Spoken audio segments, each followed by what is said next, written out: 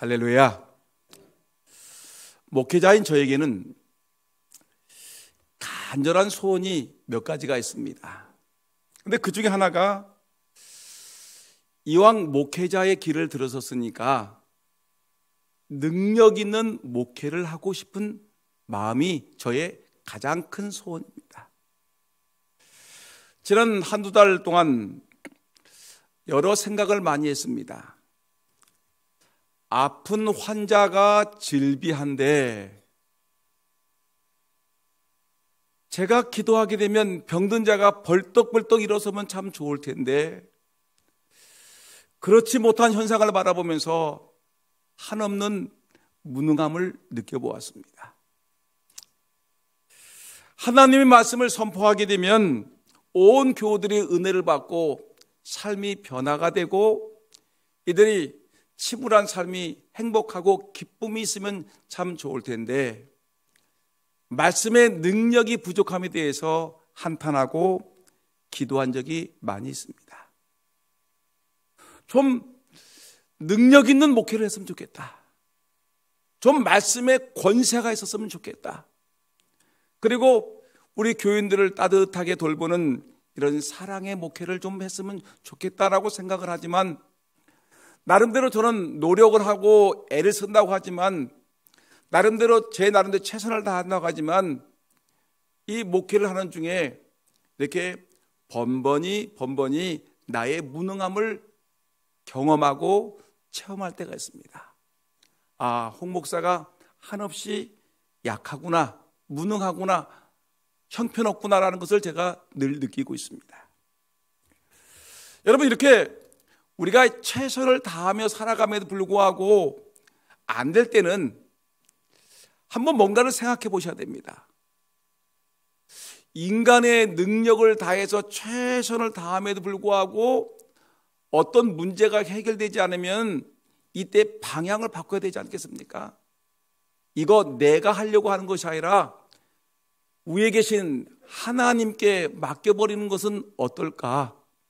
하나님께 의지하고 하나님께 기도하면 어떨까? 하나님의 능력을 공급받으면 어떨까라는 생각을 하는 것입니다. 여러분, 그렇게 고민하던 중에 이전에도 물론 설교를 했지만 우리 교우들에게 또는 저에게 성령 충만한 삶의 길을 우리가 다시 한번 찾아야 되겠다라고 생각하는 것입니다. 성령 충만하지 못하고 그냥 인간의 힘으로 신앙생활을 한다는 것이 얼마나 고역이고 얼마나 힘들고 얼마나 괴로운 것인가 우리가 생각을 해보자는 것입니다. 여러분, 중세시대에 성녀라고 하는 그 아빌라라는 이 아빌라의 테레사라는 이 여인이 있습니다. 근데 이 아빌라의 테레사는 신앙생활의 4단계를 얘기했는데 제가 설교 내용을 제가 설교한 내용을 쭉 들어보니까 2019년에 요 내용을 아빌라의 테레사에 대한 설교를 했던 것 같아서 제가 정리를 했는데 신앙생활에 4단계가 있다는 것입니다.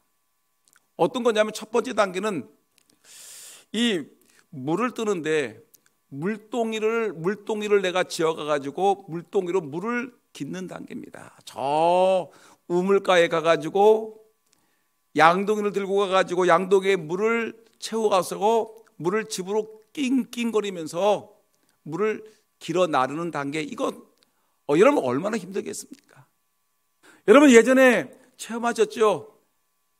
지금 집집마다 수도가 나오지만 예전에는 수도가 없으니까 공동 우물터에 가가지고 두레박으로 물을 길어다가 그 물을 기어다가 양동이 바켓이라든가 양동이로 들어다가 집에까지 날랐습니다. 얼마나 힘들겠습니까?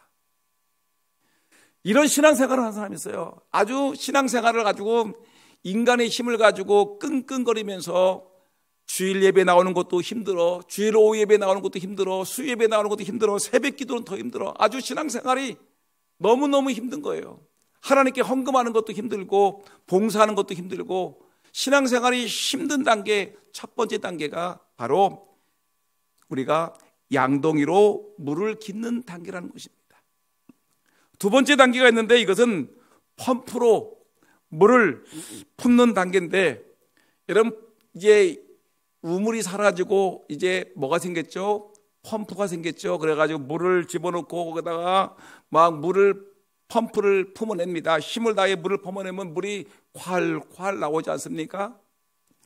여러분, 근데 이것도 쉬운 것 같지만, 양동이로 물을 깃는 것 같지만 그것보단 쉽지만은 이것도 내가 수고하지 않으면 물을 얻을 수가 없습니다. 힘들어요. 내가 잠시 멈추면은 또 물이 쪼르르 빠져나가니까 이거 힘이 듭니다. 양동이로 물을 깃는 단계, 두 번째 펌프로 물을 끌어올리는 단계, 역시 이것도 힘이 든 것입니다. 근데 이렇게 신앙생활이 점점 깊어가다 보게 되면 어느 날 나도 모르게 어떤 단계에 이르게 되냐면 수루에서 물이 흘러나오는 단계가 됩니다. 예배당에 가게 되면 왠지 모르게 하나님의 말씀이 나에게 흘러 내게 들어오기도 하고, 기도할 때 은혜가 되고, 또 사랑을 흘려보내기도 하면서 이렇게 수루에서 물을 흘러가는 단계죠. 내가 하지 않아도 저수지에서 물이 흘러서 이게 오는 단계입니다. 아주 신앙의 깊은 단계에 이르렀다고 얘기를 할 수가 있습니다. 오늘 여러분, 하나님께서 여러분들에게 은혜 주어서 정말 수루에서 물이, 저수지에서 물이 흘러 여러분들의 심령을 촉촉히 적시기를 예수님의 이름으로 축원합니다. 이런 신앙의 단계가 있는데, 근데 이 단계를 뛰어넘는 아주 깊은 영적인 신앙의 단계가 있는데, 그것은 뭐냐면, 그것은 하늘에서 소낙비가 쏟아지는 단계입니다. 여러분, 지금 우리 한국에는 장맛비가 내리고 있죠. 장맛비가 내리고 있는데 하늘에서 소낙비가, 장맛비가 주룩주룩 내리고 있습니다. 근데 이것이 영적으로 내 마음속은 메마르고 내 마음속은 허전한데, 하나님께서 내가 어떻게 물을 가져올 수는 없지만 하나님께서 은혜를 내리셔서 하늘에서 은혜의 소낙비를 나에게 주룩주룩 내셔서 메마른 땅을 적시고 내 마음속에 기쁨과 감사의 은혜를 적셔주시고 나를 풍요롭게 하시니, 여러분, 나는 물에 대해서 내가 열심히 하려고 하지 않았는데, 내가 기도에 대한, 내가 예배에 대한, 내가 헌신에 대한 어떤 영적인 일에 대해서 내가 힘쓰고 수고하지 않았음에도 불구하고 나도 모르게 하나님 은혜 가운데 깊은 영적인 세계에 들어가서 기도도 하게 되고, 말씀도 은혜 가운데 읽게 되고, 성령 충만한 가운데 은혜로 신앙생활하는 이런 깊은 영적인 단계, 여러분, 이런 영적인 깊은 신앙의 세계에 들어가기를 예수님의 이름으로 축원합니다. 여러분, 이런 은혜가 있어야 됩니다. 얕은 물가에서만 살지 마시고요. 여러분, 이왕 신앙생활하는 거 깊은 바닷속에, 심의 바닷속에서 여러분 그 깊은 시내에서 아주 하나님의 은혜를 폭 누리면서 살아가는 그런 영적인 심의 은혜를 누리는 그런 하나님의 종들이 다 되기를 예수님의 이름으로 축원합니다. 여러분, 이런 우리 신앙이 좀 더 깊은 신앙의 단계에 들어가지 않겠습니까? 겨우 그냥 주일날 예배 한번 나오고 잘 나오면 수요 예배에 나와가지고 그냥 앉았다가 졸다가 나가는 그런 신앙이 아니라, 이왕 신앙생활하는 거 하나님께서 은혜의 단비를 쏟아주는 깊은 영적인 신앙의 세계에 들어가기를 다시 한번 주의 이름으로 축복합니다. 근데 여러분, 이런 은혜를 우리는 뭐라고 하냐면 성령 충만한 단계라는 것입니다. 우리가 신앙생활을 할 때 억지로 하는 신앙, 그냥 누가 시켜서 질질 끌려서 다니는 신앙, 이것이 아니라 누가 잔소리해서 억지로 예배당 나가고, 누가 잔소리하니까 성경 읽고, 누가 새벽기도 나가라니까 억지로 나가기 싫은데 내가 장로고 권사하니까 할 수 없이 나가야 되겠다 해가지고 나가는 그런 질질 끌려다니는 그런, 여러분, 힘든 신앙생활 하지 말고요, 성령 충만해서 여러분 은혜로 믿음생활 잘하는 그런 믿음의 일꾼들 다 되기를 다시 한번 주의 이름으로 축원합니다. 그러면 여러분, 성령 충만 목사님이 얘기하시고, 종종 목사님 설교 시간에 성령 충만하라고 얘기하시는데, 성령 충만이라는 게 도대체 무엇인가를 한번 생각해 보셔야 되지 않습니까? 아니, 그거보다 성령 충만하게 되면 내가 어떤 삶을 살아가는지 성령 충만에 대한 기대를 갖고 있어야 되지 않겠습니까?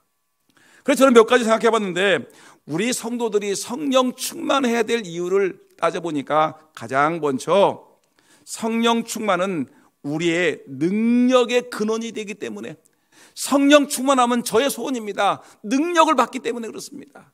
능력이 임하기 때문에 병든 자를 위해서 기도하는 병든 자가 치유되고, 약한 자를 위해 기도한 자 약한 자가 강하게 되고, 암병을 위해서 기도했더니 암의 뿌리가 뽑히고, 여러분 귀신을 들린 자를 위해서 기도했더니 귀신 들린 자가 쫓겨나가고, 중풍병자를 위해서 기도했는데 중풍병자가 그 침상에서 일어나서 자유롭게 걷는 능력이 있어야 되지 않겠습니까? 여러분, 그래서 사도행전 1장 8절 말씀 보니까 이렇게 말했습니다. 오직 성령이 너희에게 임하시면 너희가 뭘 받아라? 권능을 받아. 너희가 권능을 받고, 성령이 여러분들에게 임하시면 너희가 뭘 받는다? 권능을 받고, 이 권능을 받고 그래서 증인이 되는데, 이 권능이란 말은 뭐냐면 우리가 언어를 보게 되면 디나미스라고 얘기를 하는데, 이 말은 다이나마이트란 말과 똑같은 말입니다. 다이나마이트가 어떤 것이죠? 우리가 산에서 터널을 뚫을 때 바위가 있고 엄청난 이 딱딱한 돌들이 있습니다. 그러면 어떡하죠? 다이나마이트를 거기다가 불을 비춰가지고 다이나마이트를 집어넣으면 어떻게 해요? 다이나마이트 얼마나 폭발력이 강한지 그 엄청난 바위 덩어들이 산산조각이 나서 흩어져 버립니다. 다 깨져버리는 거예요. 그래서 이 엄청난 산속에 터널을 뚫을 때 다이나마이트를 터뜨려가지고 여러분 그 공사를 하는 것입니다. 다이나마이트, 권능, 능력입니다. 여러분, 오늘 이 자리에 계신 여러분들 정말 성령의 능력을, 성령 충만하게 되면 하나님의 권능이 많은데, 하나님의 능력이 많은데, 여러분 이왕 신앙생활 할 거 그냥 꾀지지하게 하지 말고, 부끄럽게 하지 말고, 여러분 하나님의 능력과 권능을 받아서 여러분 성령 충만한 하나님의 일꾼들 다 되기를 주 이름으로 축원합니다. 능력 받자. 성령 충만, 능력을 받아야 된다. 두 번째, 성령 충만을 받아야 될 이유가 무엇입니까? 라고 묻는다면, 성령 충만하게 되면 우리가 거룩한 삶을 살게 됩니다. 합시다. 거룩한 삶을 살게 됩니다. 여러분, 갈라디아서 5장 22절부터 23절 말씀은 성령의 9가지 열매가 나오죠. 성령 충만하게 되면 사람들이 변화됩니다. 성령의 열매를 보니까 오직 성령의 열매는 사랑과 희락과 화평과 오래 참음과 자비와 양성과 충성과 온유와 절제니 이 같은 것을 금지할 법이 없느니라. 성령의 9가지 열매는 여러분, 이것이 성령 충만하게 되면 이 9가지 열매가 내 안에 쑥 들어오는데 내 인생의 삶을 바꿔놓는다는 거예요. 여러분, 날마다 아주 다투는 사람이 매일같이 입에는 거품 물고 비난하고 부정적인 말을 하고, 또한 사람들과 싸우려고 대드는 사람 있죠. 쌈쟁이 따릅시다. 쌈쟁이. 여러분 혹시 옆 사람이 쌈쟁이 아닌가요? 여러분 스스로가 쌈쟁이 아닌가요? 남편에게 막 쥐어뜯고, 어떻게 하면 아들 딸들 괴롭히고, 직장 가게 되면 예수 믿는 사람인데 불구하고 쌈쟁이들이 얼마나 많은지 모릅니다. 근데 요 예수 믿는 쌈쟁이가 성령 받으면 어떻게 되죠? 화평한 사람 돼요. 화평한 사람, 온유한 사람이 돼요. 인생이 완전히 달라지는 거예요. 여러분, 날마다 못된 일을 하는 사람들이 예수 믿으면 어떤 일이 벌어지냐면, 성령 충만하게 되면 자비와 양성과 충성과 온유와 절제, 아주 사람이 완전히 달라지는 거예요. 좋은 사람이 되는 거예요. 여러분, 성령 충만해지는 비결이 성령 충만해지면 뭐가 된다고요? 여러분들이 성격이 달라지는 거예요. 내적인 성품이 달라지는 거예요. 못된 성품이 좋은 성품 때문에 욱하던 사람이 잠잠해지고 오래 참고 온유하고 부드러운 사람이 되고요. 죄를 짓던 사람들이 죄를 떨쳐버리고 하나님 앞에 바르게 살려고 몸부림치는 사람이 되는 것입니다.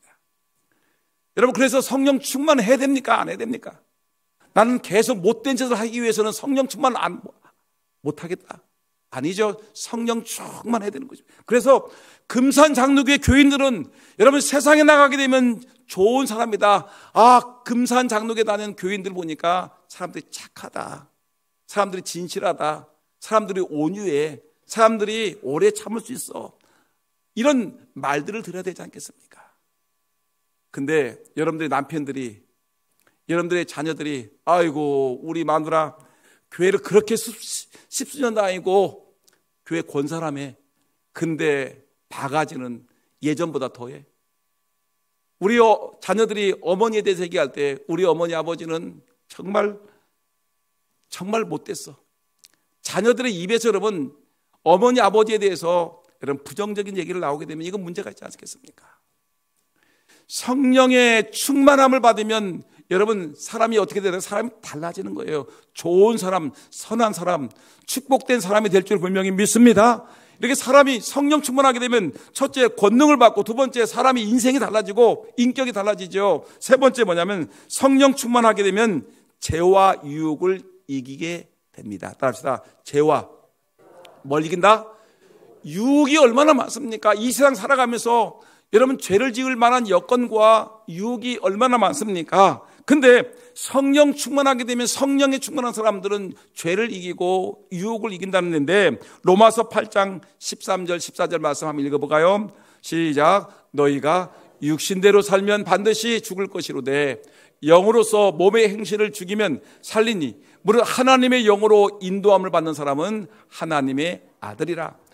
여러분 육신대로 살면 반드시 죽어요. 죄를 집어먹고 유혹당하니까 반드시 죽을 수밖에 없지만, 하나님의 영, 성령 충만한 사람들은 성경 말씀 보니까 하나님의 인도를 받는 사람이기 때문에 죄를 이기고 수많은 유혹을 이길 수 있기 때문에 여러분 성령 충만해야 된다고 성경은 우리에게 말해주는 것입니다.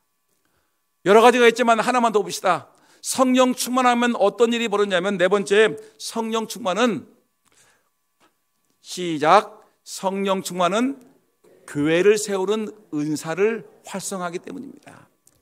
여러분 우리가 성령 충만하게 되면 하나님 우리에게 뭘 주죠? 모든 사람에게 은사를 줍니다. 하나님의 공짜 선물을 줘요. 어떤 사람은 찬양을 잘하는 선물 주고, 어떤 사람은 잘 가르치는 은사를 주고, 어떤 사람은 운전을 잘하게 하고, 어떤 사람은 주방 봉사를 잘하고, 어떤 사람은 피아노를 잘 치고, 어떤 사람들은 뭐 교회에서 여러 가지 그 굳은 일을 다 감당하는 그런 은사를 주는데, 근데 이 성령 충만한 사람과 성령 충만하지 못한 사람의 차이점이 뭐냐면, 하나님이 주신 은사를 가지고 성령 충만하지 못한 사람은 그걸 자기를 돈벌이로 사는 거예요. 돈벌이. 자기 개인의 이익을 위해서 추구하는 사람은 뭐예요? 자기의 하나님이 주신 은사를 가지고, 그걸 가지고 자기 유익을 위해 쓰는 거예요. 근데 성령의 충만한 받은 사람들은 어떤 사람이냐면, 이것을 갖다가 자기 유익을 위해 쓰는 것이 아니라 뭐예요? 하나님의 몸된 교회를 세우기 위해서 그 은사를 사용하는 거예요. 찬양도 하나님의 교회를 세우기 위해서 하나님이 주신 은사지. 내가 이 주님이 주신 이 찬양의 은사를 주를 위해서 사야 되겠다. 내가 차량을 운전하는 것도 내가 주를 위해서 하는 것이지 내 유익을 위하여 하는 것이 아니다. 주방에서 봉사하는 것도 내가 주님을 위해서 하는 것이, 주의 몸된 교회를 위해서 하는 것이지 내 유익을 위해서 하는 것이 아니다. 뭐예요? 이 성령 충만한 사람들은 어떤 사람이라고요? 하나님의 교회를 세우는 일에 열심을 다하는 사람이라는 것을 성경은 우리에게 말씀하고 있는 것입니다. 여러분 이렇게 보니까 성령 충만이 좋은 것입니까? 나쁜 것입니까? 따라합시다. 성령 충만은 너무너무 좋은 것입니다. 목사에게도 성령 충만해야 되겠고요, 장로님들에게도 권사님들에게도 성령 충만해야 되겠고요, 우리 주일학교 교사들도 성령 충만하면 얼마나 좋겠습니까? 말씀에 힘이 있지 않겠습니까? 우리 주일학교 교사들이 성령 충만하게 되면 여러분 찬양할 때 그 찬양을 통해서 여러분 영혼들을 깨우지 않겠습니까? 성령 충만하면 교회를 세운 일이 큰일 하는데, 그래서 우리 모두가 성령 충만해야 되는 것입니다. 성령 충만 이렇게 좋은 것인데, 성령 충만하기 위해서 우리가 해야 될 일이 몇 가지가 있어요. 성령 충만 받는 길이 있어요. 없는 게 아니에요. 하늘에서 무조건 떨어지는 것이 아니라 성령 충만을 받는 그 비법이 성경에 기록되어 있는데, 오늘 그 내용 중에 일부를 보고했고요. 이번 금요일 날, 우리 금요일 날 이어서 성령 충만 받는 길에 대해서 우리가 한번 보려고 하는데, 가장 먼저 성령 충만 받기를 위해서는 합시다, 간절히 사모해야 됩니다. 성령 충만을 뭐 했다고요? 간절히 간절이란 말을 좀 여러분 좀 늘어지게, 간절히 시작. 간절히 어떻게 사모해야 됩니다. 성령을 간절히 사모해야 돼요. 믿습니까? 여러분 보세요. 에베소서 5장 18절 말씀 보니까 뭐라 하냐면, 그 앞에 술 취하지 말아라. 오직 성령의 충만을 받으라. 술 취하지 말고 뭐 하라? 성령 충만을 받으라는 말은, 이것은 하나님의 성령 충만을 받으라는 거 하나님의 명령이에요. 이건 선택이 아니라, 여러분 오늘 이 자리에 계신 여러분들은, 예수 믿는 사람들은 성령 충만 받는 것은 선택사항이 아니라 이것은 모든 사람이 주신 하나님의 명령이고 의무입니다. 성령 충만을 받으셔야 돼요. 그런데 여러분, 이 성령 충만을 받기 위해서는 뭐 해야 되냐면, 우리가 이거를 사모해야 돼요. 사모. 하나님, 저도 능력 받았으면 좋겠습니다. 저도 방언했으면 좋겠습니다. 하나님, 저도 병든 자를 위해서 기도한 지 병든 자가 치유되기를 원합니다. 하나님, 독사가 물렸는데 독사에게 물려도 내가 살기를 원합니다. 하나님, 내가 능력 받아가지고 찬양도 잘하고 기도도 잘하고 성령 충만해서 하나님 능력 있는 목회를 하고 싶습니다. 능력 있는 신앙생활을 하고 싶습니다. 여러분, 뭐야? 성령 충만함을 여러분 간절히 마음속에 사모하셔야 된다는 것을 성경은 몇 번이고 우리에게 강조하는 것입니다. 성령은 강제로 임하지 않습니다. 억지로 임하지 않습니다. 성령은 인격적인 하나님이시기 때문에 겸손히 사모하고 간구하는 자에게 성령이 임하는데, 종교개혁자인 요한 칼뱅이라고 하죠. 이 칼빈이 뭐라고 했느냐, 이렇게 얘기했습니다. 성령의 역사는 항상 말씀과 기도로 준비된 마음, 즉 사모하는 성도에게 임한다. 합시다. 성령의 역사는 사모하는 성도에게 임합니다. 여러분, 오늘부터 이 순간, 이 시간 이후부터 마음속에 뭘 사모해야 돼요? 하나님의 성령의 역사가 임하기를 위해서 날마다 사모하기를 주 이름으로 축원합니다. 그래서 사도행전 1장과 2장을 보게 되면, 예수님이 부활하시고서 40일 동안 제자들과 함께 있다가 예수님이 승천하십니다. 승천하시는데, 그때 예수님이 제자들에게 뭐라고 했느냐면, 사도행전 1장 4절 말씀 보니까 이렇게 얘기했습니다. 예루살렘을 떠나지 말고, 시작. 예루살렘을 떠나지 말고 내게서 들은 바 아버지께서 약속하신 것을 기다리라.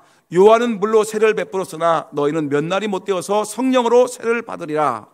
여기 보니까 아버지께서 약속하신 것을 기다리라. 따릅시다. 아버지께서 약속하신 것을 기다리라. 이 약속하신 것이 뭐냐면 하나님의 영인데, 성령인데, 성령 기다리라는 말은 사모하라는 얘기예요. 하나님의 성령, 하나님께 주시겠다고 약속하신 그 성령을 약속하셨는데, 성령을 주시겠다고 약속했는데 그 성령을 우리가 뭐예요? 기다리라. 이것을 사모하라는 것이, 간절히 사모하라는 것이에요.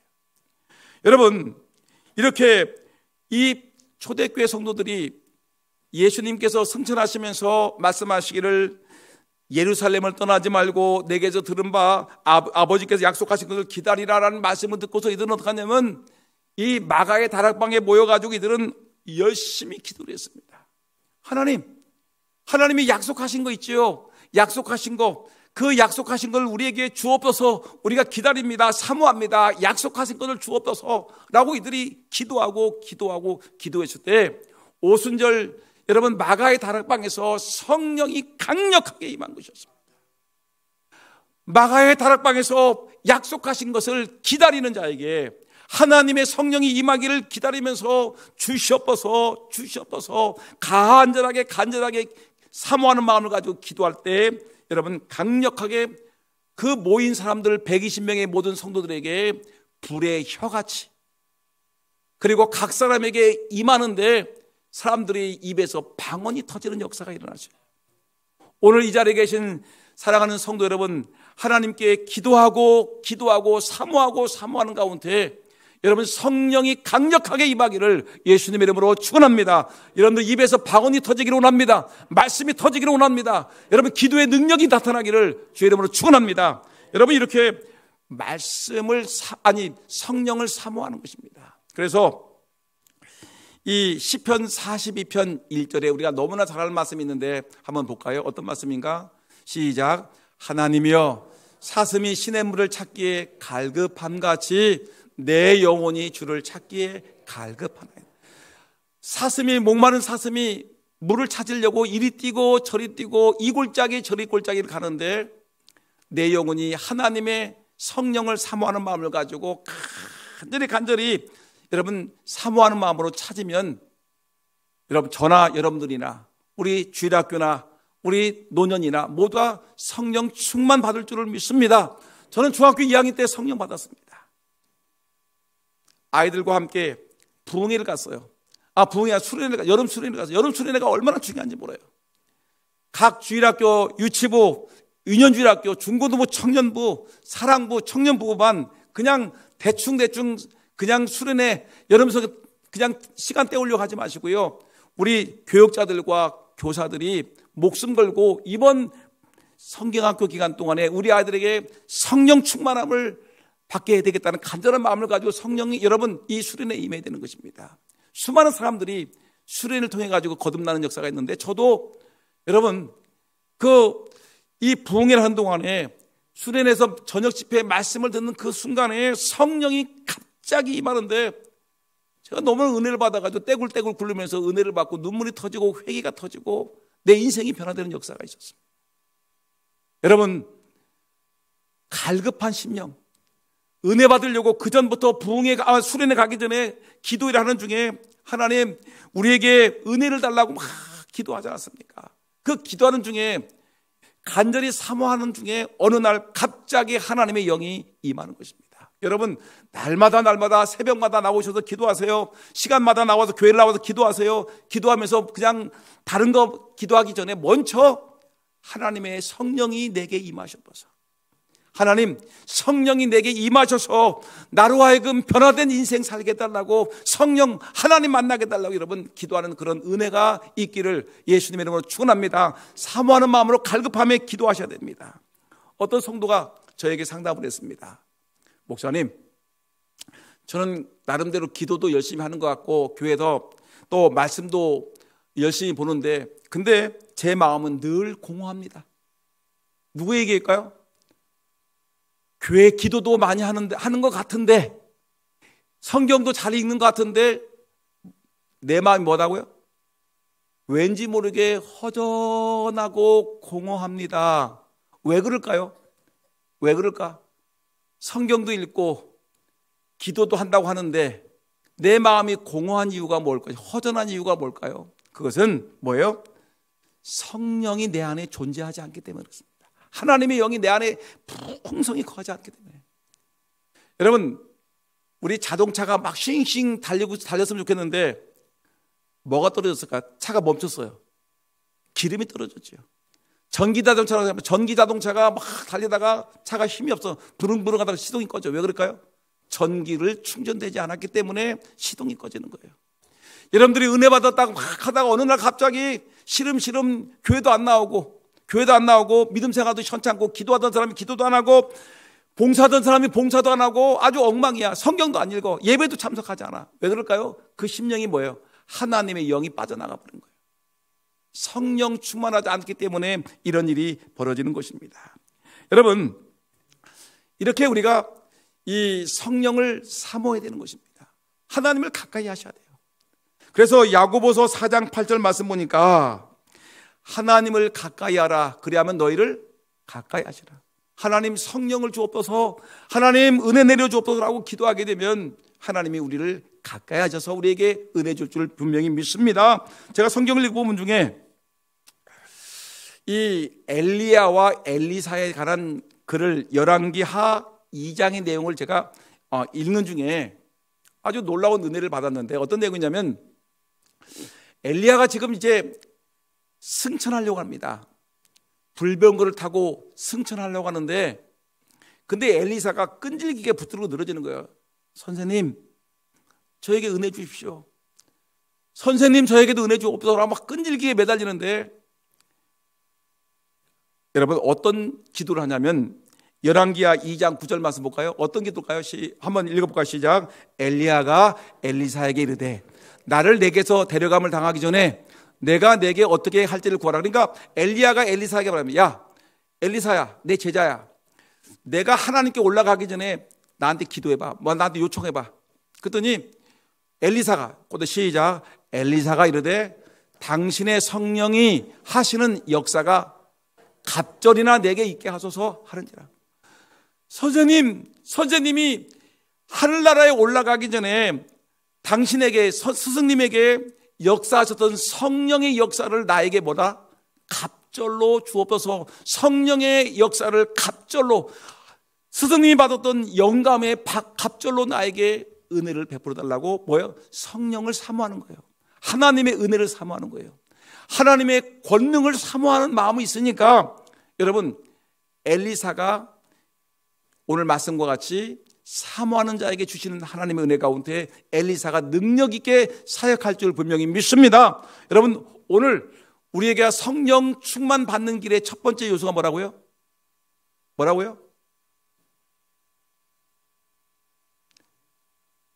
사모하라.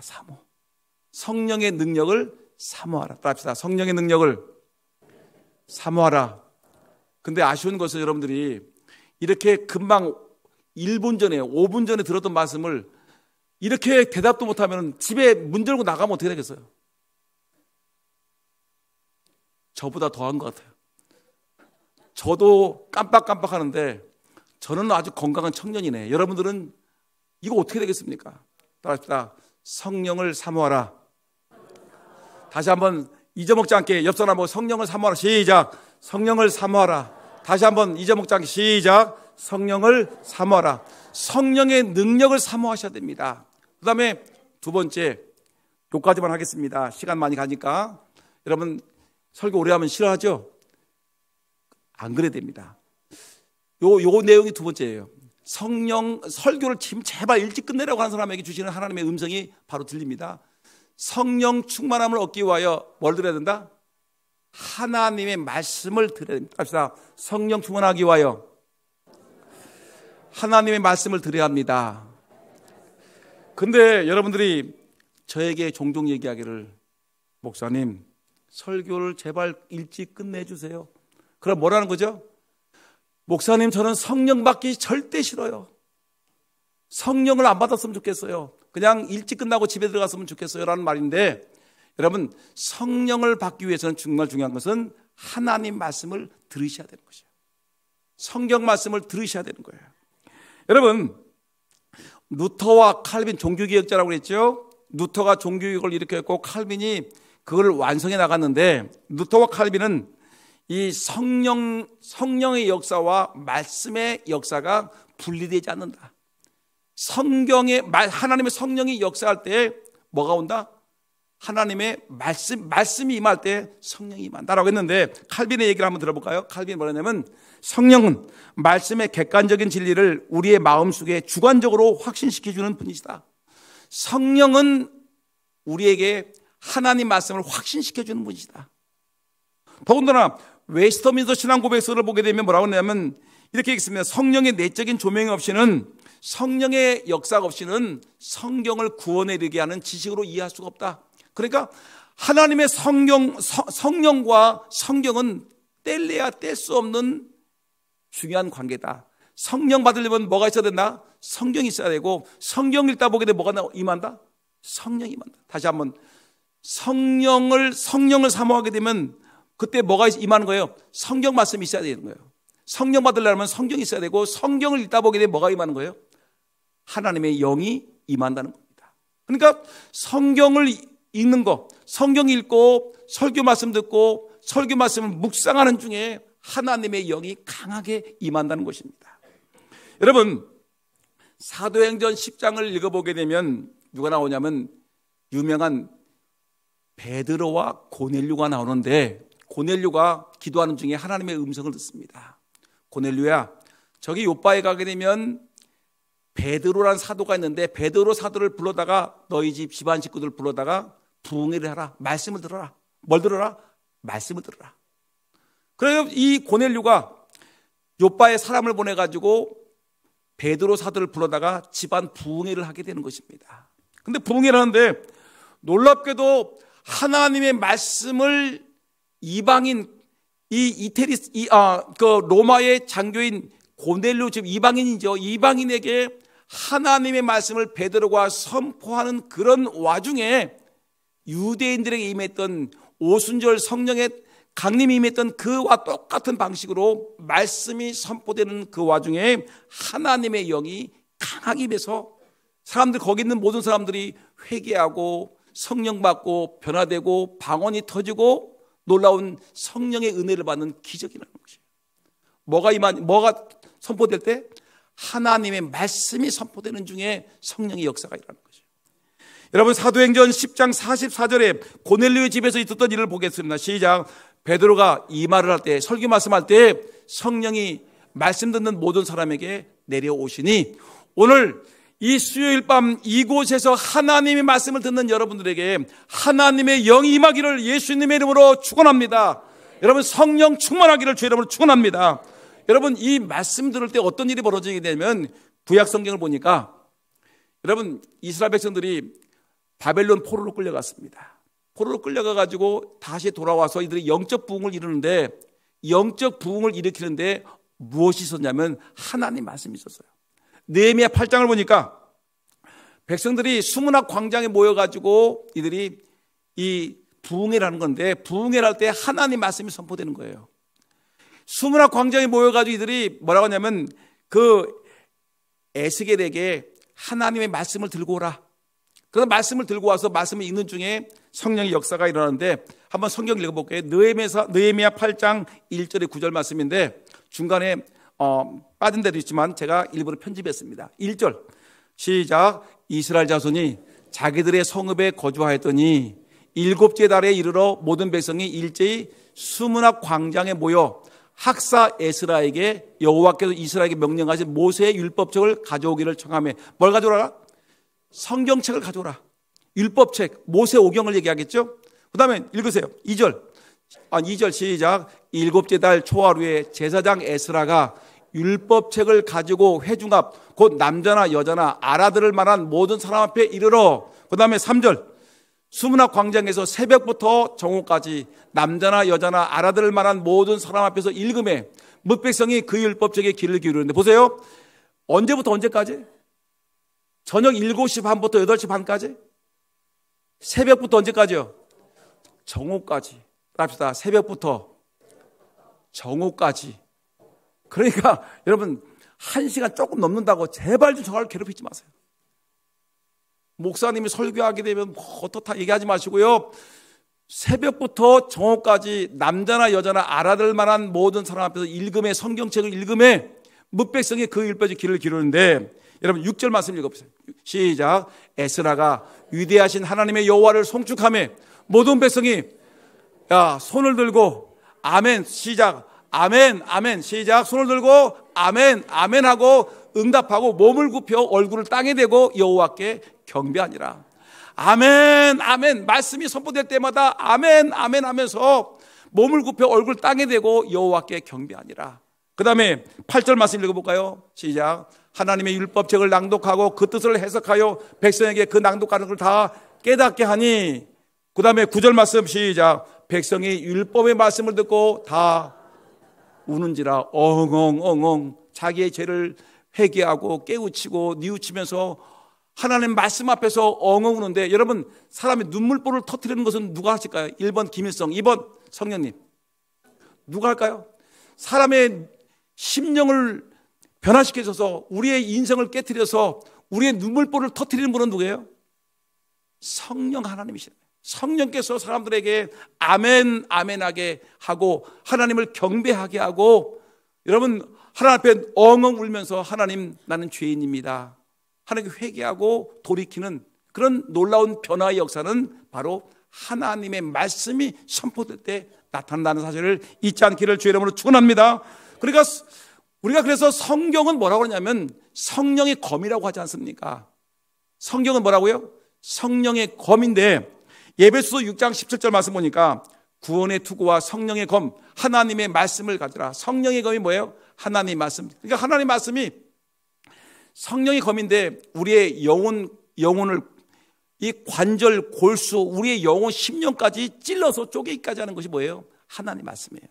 하나님 말씀이 역사하게 되면 우리의 인생이 완전히 달라지고 변화되는 것입니다. 그러니까 뭐가 있어야 되는 거예요?